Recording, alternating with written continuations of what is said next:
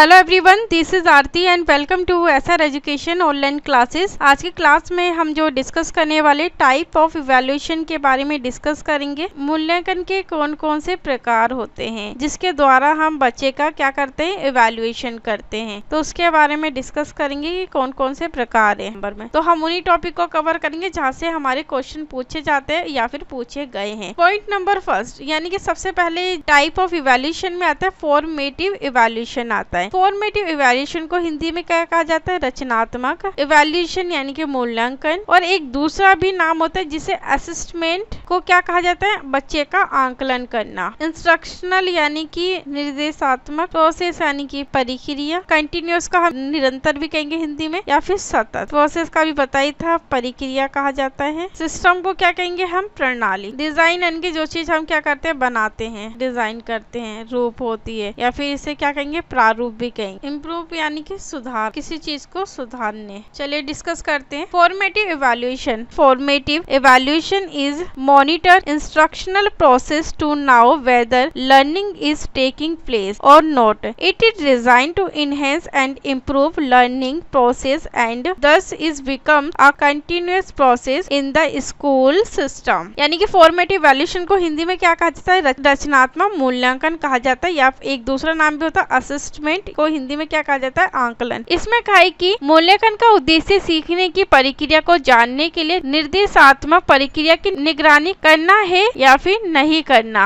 ये सीखने की प्रक्रिया को बढ़ाने और सुधारने के लिए भी डिजाइन किया जाता है, बच्चों को सीखने और सिखाने के लिए। इस प्रकार ये स्कूल प्रणाली में एक सतत प्रक्रिया बन जाती है। यानी कि जब हम फॉर्मेटिव इवैल्यूएशन का प्रयोग करते हैं तो ये स्कूल प्रणाली के अंदर क्या बन जाती है, एक सतत प्रक्रिया बन जाती है जिसके द्वारा हम बच्चे का इवैल्यूएशन लेते हैं। फॉर एग्जाम्पल, हम एग्जाम्पल लेते हैं, जैसे क्लास में किसी टीचर ने हमें बताया प्लांट्स के बारे में। क्लास में पढ़ाने के बाद क्लास में क्या लिया जाएगा, टीचर के द्वारा फीडबैक लिया जाएगा। यानी कि टीचर के द्वारा क्या पूछा जाएगा, क्वेश्चंस पूछे जाएंगे। पढ़ाते पढ़ाते भी टीचर क्या करते हैं, इवैल्यूएशन करते हैं ताकि जो बच्चे हैं वो सही ढंग से सीख पा रहे हैं या नहीं पा रहे, और जो टीचर ने चैप्टर पढ़ाया है प्लांट से रिलेटेड उसे कितना समझा। तो फीडबैक के माध्यम से टीचर को ये ज्ञान हो जाता है। उसके बाद जो भी कमी रह जाती है, अगर कोई बच्चा नहीं सीख पाया तो क्या होता है, पहले समझाया जाएगा, उसके बाद सुधार किया जाएगा। पढ़ाने के दौरान या फिर पढ़ाते पढ़ाते बच्चे का इवैल्यूएशन किया जाता है। फॉर्मेटिव इवैल्यूएशन को हम क्या कहते हैं, इसे फॉर लर्निंग के नाम से भी जाना जाता है। इस इवैल्यूएशन का प्रयोग क्लासरूम के अंतर्गत ही किया जाता है, अध्यापक के द्वारा। चलिए अगले पॉइंट को डिस्कस करते हैं। This test diagnose the weakness of student as well as teachers and thus both of them can get feedback from this test. Students and teacher both after identifying their difficulties change their behavior and remove these difficulties. The function of this evaluation is remedial in nature. कहने का जो अर्थ है यहाँ पे कि ये परीक्षण छात्रों के साथ साथ शिक्षकों की जो कमजोरी होती है उसका भी निदान करता है, और इस प्रकार इन परीक्षणों से दोनों की प्रतिक्रिया को प्राप्त किया जाता है। छात्रों और शिक्षकों दोनों अपनी कठिनाइयों की पहचान करने के बाद अपना जो व्यवहार है यानी कि बिहेवियर में क्या करते हैं, बदलाव करते हैं, और इन डिफिकल्टी यानी कि कठिनाइयों क्या करते हैं, दूर करते हैं। इस प्रकार ये मूल्यांकन का कार्य प्रकृति में औपचारिक रूप से काम किया जाता है फॉर्मेटिव इवैल्यूएशन के अंतर्गत। यानी कि अभी हमने क्या लिया था एग्जाम्पल, प्लांट से रिलेटेड। फीडबैक रहने के बाद जो भी प्रतिक्रिया आती है बच्चों और अध्यापक की कि बच्चे समझने में कठिनाई अनुभव करे या नहीं सीख पाए, तो फीडबैक के माध्यम से उनको सुधारा जाता है, उनकी कमियों को दूर किया जाता है, और जहाँ पे लगता है कि उनके बिहेवियर में चेंज करना है तो वहाँ पे बदलाव भी किया जाता है। यानी कि दोनों की जो भागीदारी होती है वो महत्वपूर्ण मानी जाती है। चलिए अगले पॉइंट को डिस्कस करते हैं। The second function of this evaluation is that if evaluation finds teaching learning process satisfactory, it motivates the teachers and student to work harder for better result. इसमें कहने का तात्पर्य है कि इस मूल्यांकन का दूसरा कार्य ये है कि यदि फॉर्मेटिव इवैल्यूएशन के द्वारा शिक्षण अधिगम प्रक्रिया को संतोषजनक या संतुष्ट बनाया जाता है और इसके अंतर्गत बेहतर परिणाम के लिए शिक्षकों और छात्रों को कड़ी मेहनत करने के लिए भी क्या किया जाता है, मोटिवेट किया जाता है। चलिए अगले पॉइंट को डिस्कस करते हैं। Both criterion difference and norm difference reference tests are used to take the students to the mastery of the content. These tests are given in following stages of learning. सबसे पहले criterion को हिंदी में क्या कहा जाता है? कसौटी। इसे दूसरा नाम भी होता है निकष, संदर्भी परीक्षण के नाम से जानते हैं, और नॉर्म को मानक या तुलना करना संदर्भी परीक्षण के नाम से जाना जाता है। अगर हम एग्जाम्पल लेके समझते कि जो क्राइटेरियन रेफरेंस टेस्ट है क्या, क्राइटेरियन रेफरेंस टेस्ट को देख CTET यानी कि सेंटर टीचर एलिजिबिलिटी का जो टेस्ट होता है CTET का कितने नंबर का होता है? 150 नंबर का। कि एक जो सीमा निर्धारित की गई है कि अगर 90 अंक आते हैं तो क्या माना जाएगा? पास माना जाएगा। यानी कि एक सीमा निर्धारित हो गई हमारी। तो अगर उसमें हमारे 89, 88 आएंगे तो क्या रहेगा? क्या रहेंगे? फेल रहेंगे, उनका नॉट क्लियर एग्जाम रहेगा। तो एग्जाम लेते हैं हम किसका? Non reference test. इसके अंदर जैसे टोटल स्टूडेंट क्लास में हमारे हैं 30 स्टूडेंट हो गए, 300 बच्चों का 100 नंबर का हमने क्या लिया? टेस्ट लिया या फिर एग्जाम लिया मैथ का। उसके बाद जो 30 में से 29 बच्चों के नंबर कितने आए? वो आए 40 से 50 के बीच में नंबर आए हमारे 29 स्टूडेंट का। और जो एक कैंडिडेट था उसके कितने नंबर आए? उसके आए 100 में से 80। जो 80 आया, और हम अगर दोनों की तुलना करेंगे तो ये 80 वाला रिजल्ट सबसे ज्यादा है ना, तो ये बच्चा क्लास में सबसे श्रेष्ठ, बुद्धिमान आदि माना जाएगा। यानी कि इसकी अन्य बच्चों से परफॉर्मेंस गुड रही, बेटर रही। तो हमने क्या करा? इन दोनों नंबरों के बीच तुलना की। जब तुलना और मानक निर्धारण किया गया तो उसमें पाया जिस बच्चे के 80 नंबर आए हैं तो वो बच्चा क्लास में सबसे श्रेष्ठ है, बुद्धिमान है, इंटेलिजेंट है और उसने अच्छी परफॉर्मेंस की। क्या कहेंगे? नॉर्म रेफरेंस टेस्ट के नाम से जाना जाता है। और क्राइटेरियन में सिर्फ एक सीमा के अंतर्गत ही हमें काम करना होता है। सीमा में अगर नंबर आ गए तो पास, एक भी कम आता है तो फेल माना जाएगा। चलिए अगले पॉइंट को डिस्कस करते हैं। एट द एंड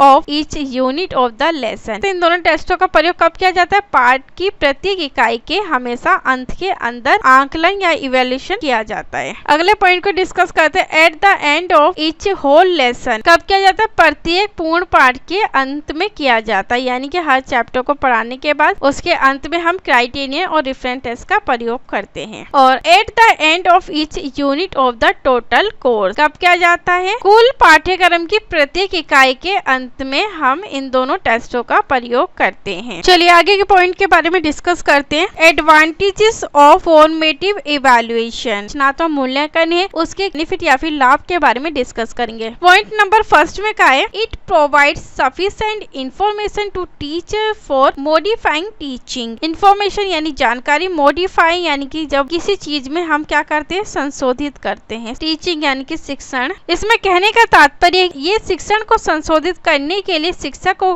क्या करता है? पर्याप्त जानकारी प्रदान करता है फॉर्मेटिव इवैल्यूएशन के द्वारा। कहने का तात्पर्य कि अगर टीचर को लगता है कि उसे पढ़ाते समय यानी कि कोई टॉपिक उसने पढ़ाया प्लांट से रिलेटेड, उसे लगा कि उसमें कुछ मॉडिफाई करना है या फिर संशोधित करना है, कि बच्चों को फीडबैक लेने के बाद उन्हें समझ में नहीं आया, फीडबैक से हमें लगा कि बच्चों को समझ में नहीं आया, कोई बदलाव करने, तो शिक्षक के द्वारा उसमें संशोधित चेंज या फिर बदलाव किए जाएंगे। उसके बाद छात्रों को दोबारा से पढ़ाया जाएगा। चाइल्ड सेंटर अप्रोच का सहारा लिया जाता है। यानी कि जो बालक होता है वो महत्वपूर्ण हिस्सा होता है हमारी टीचिंग के लिए। मेथड का प्रयोग करेंगे, अप्रोच लेंगे या फिर टीचिंग एड्स का प्रयोग करेंगे। शिक्षण सहायक सामग्री, सारा ध्यान हमें चाइल्ड को ध्यान में रखकर ही उसकी नीड के अनुसार ही बच्चों को सिखाना है और पढ़ाना है। चलिए अगले पॉइंट को डिस्कस करते हैं। It helps in formulating individual and group remedial program. Individual यानी कि व्यक्तिगत, ग्रुप यानी कि समूह, रिमीडियल यानी कि उपचारात्मक, प्रोग्राम्स यानी कि कार्यक्रमों। फॉर्मुलेटिंग यानी कि जब हम तैयार करते हैं कोई काम। इसमें कहने का तात्पर्य है कि ये व्यक्तिगत और समूह उपचारात्मक कार्यक्रमों को तैयार करने में भी मदद करता है। चाहे हम उसे इंडिविजुअल भी कर सकते हैं और ग्रुप में भी कर सकते हैं, दोनों तरीकों का प्रयोग करके हम करेंगे। दूसरे पॉइंट को हम लोग डिस्कस करते हैं। अगला जो पॉइंट है, it provides feedback to student as well as teacher. Feedback का मैंने आपको बताया कि क्या कहा जाता है, इसे प्रतिक्रिया कहा जाता है हिंदी में। इसमें क्या है कि ये छात्रों के साथ साथ शिक्षकों को भी प्रतिक्रिया प्रदान करता है। कहने का तात्पर्य यानी कि फॉर्मेटिव इवैल्यूएशन का जो प्रयोग है वो स्टूडेंट के साथ साथ टीचर को भी क्या देता है, बेनिफिट देता है। अगर टीचर को लगता है उसे मॉडिफाई करना है, संशोधित करना है, तो वो अपनी टीचिंग लर्निंग प्रोसेस के अंदर चेंज करते हैं समय समय पर, जैसे भी छात्रों की नीड होती है तो उसी के अकॉर्डिंग बदलाव करते हैं और चेंज करते हैं। यानी कि टीचर और लर्नर हमेशा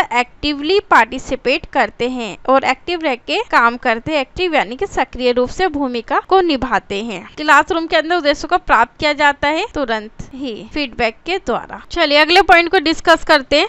It facilitates retention and transfer of learning। Retention को क्या कहते हैं, अवधारणा। ट्रांसफर का आपको पता ही है, हस्तांतरण। ट्रेनिंग यानी कि प्रशिक्षण। फैसिलिटीज को क्या कहते हैं, सुविधा। कहने का तात्पर्य है कि इसके अंतर्गत ये प्रशिक्षण की अवधारणा और हस्तांतरण की सुविधा को भी क्या करता है, प्रदान करता है। यानी कि अगर लगता है कि ट्रेनिंग देने की आवश्यकता है तो हमें क्या दी जाएगी, ट्रेनिंग भी दी जाएगी। एक विषय के पढ़ाए हुए ज्ञान जब दूसरे विषय के अंदर सहायक होता है तो उसे ट्रांसफर ऑफ लर्निंग कहेंगे और उसी के अकॉर्डिंग हम सिखाएंगे, ताकि बच्चों ने जो पहले सीखा है उसी के आधार पर ही नई चीजों को करवाएंगे, ताकि बच्चा सीखने के लिए तत्पर रहे, जिज्ञासा रहे सीखने के लिए। बच्चे जब पढ़ेंगे तो उनमें इंटरेस्ट भी खुद ब खुद डेवलप हो जाएगा। अगले पॉइंट्स को डिस्कस करते हैं। It enables the teacher to readjust his teaching according to the needs of the students. कहने का तात्पर्य है कि ये शिक्षकों को छात्रों की आवश्यकताओं के अनुसार उनके अध्यापन को पढ़ाने में भी क्या करता है, सक्षम बनाता है। यानी कि कहने का तात्पर्य कि इसके अंदर जैसे भी स्टूडेंट को लगती है नीड है, टीचर उसी के आधार पर ही क्या करेगा, अपने टीचिंग लर्निंग प्रोसेस के अंदर चेंज करेगा, मेथड का प्रयोग करेगा और अप्रोच का सहारा लेगा। क्योंकि हमारी जो अब की एजुकेशन है कैसी है, चाइल्ड सेंटर एजुकेशन है, इसलिए बालक की जो भूमिका होती है वो सबसे महत्वपूर्ण मानी जाती है। बालक को ही हमें ध्यान में रखकर ही सारी शिक्षण सहायक सामग्री का आयोजन करना होता है। हर बच्चे को सिखाने का पर्पस है, यानी कि कोई भी बच्चा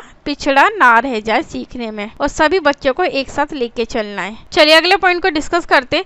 student can also modify their behaviour after getting feedback from this evaluation. Feedback को मैंने आपको बताया था, प्रतिक्रिया। बिहेवियर यानी कि व्यवहार। गेटिंग यानी कि जब उसे फीडबैक दिया जाता है। मॉडिफाई यानी कि संशोधन करना। इवेल्युएशन यानी कि मूल्यांकन। इसमें कहने का तात्पर्य कि इस मूल्यांकन से प्रतिक्रिया प्राप्त करने के बाद छात्र अपने व्यवहार में भी क्या करते, संशोधित कर सकते हैं। अध्यापक के द्वारा जो ऐसा उन्हें फीडबैक दिया जाता है उसके आधार पर ही वो अपने बिहेवियर के अंदर मॉडिफाई करते हैं, चेंज करते हैं। जिस तरीके से उन्हें टेक्निक लेके पढ़ना है, जिस मेथड को अप्रोच का सहारा लेना है, तो उसके अकॉर्डिंग अपने व्यवहार में बदलाव लाते हैं छात्र। चलिए अगले पॉइंट को डिस्कस करते हैं। It gives reinforcement to high achiever. Reinforcement का क्या अर्थ है, सुदृढ़ीकरण। इस पॉइंट में कहा है कि ये उच्च प्राप्तकर्ताओं को सुदृढ़ीकरण देता है। रीइंफोर्समेंट लेने के बाद वो रिजल्ट क्या आता है, 100% आता है। चलिए अगले पॉइंट को डिस्कस करते हैं। It can work as a self evaluation device for learner. Learner यानी कि शिक्षार्थियों, सेल यानी कि बिक्री, इवैल्यूएशन का आपको पता ही है मूल्यांकन, वर्क यानी कि कार्य। इसमें कहा है कि ये शिक्षार्थियों के लिए एक बिक्री मूल्यांकन उपकरण के रूप में भी काम करता है, ताकि बच्चों को हम अच्छे ढंग से सिखाने की जो प्रक्रिया है उस चीज को हम इजीली प्राप्त कर सके, इसलिए हम फॉर्मेटिव इवैल्यूएशन का प्रयोग करते हैं। चलिए अगले पॉइंट्स को डिस्कस करते हैं। Summative evaluation. समेटिव इवैल्यूएशन को हिंदी में क्या कहा जाता है,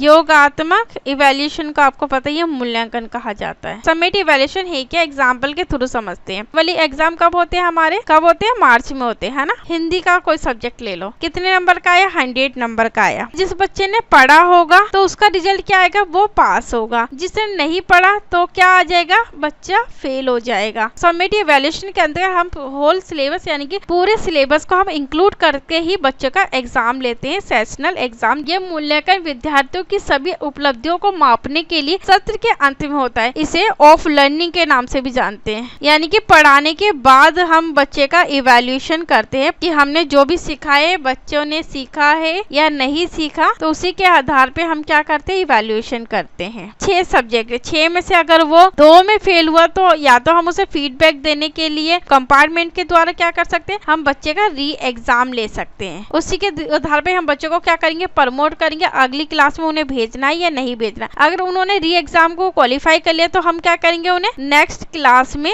भेज देंगे। तो ये सारी जो प्रोसेस ये समेटिव इवैल्यूएशन के अंदर किया जाता है, बच्चे का ओवरऑल अचीवमेंट को मेजर किया जाता है सेशनल एग्जाम के अंतर्गत, जो हमारे एनुअली होते हैं, जो सत्र के एकदम अंत में होते हैं, पढ़ाने के बाद इसका इवैल्यूएशन होता है अच्छे ढंग से। आज की क्लास को यही समाप्त करते हैं। अगले क्लास में कुछ अगले टॉपिक से रिलेटेड हम लोग डिस्कस करेंगे। अगर आपको किसी भी सब्जेक्ट से रिलेटेड कोई पीडीएफ चाहिए, पीडीएफ के लिए आपको टेलीग्राम चैनल पे ज्वाइन होना पड़ेगा, जहां आपको डेली बेसिस पे पीडीएफ प्रोवाइड की जाती है और आप पीडीएफ को डाउनलोड करके वहां से सारी चीजों को पढ़ सकते हैं।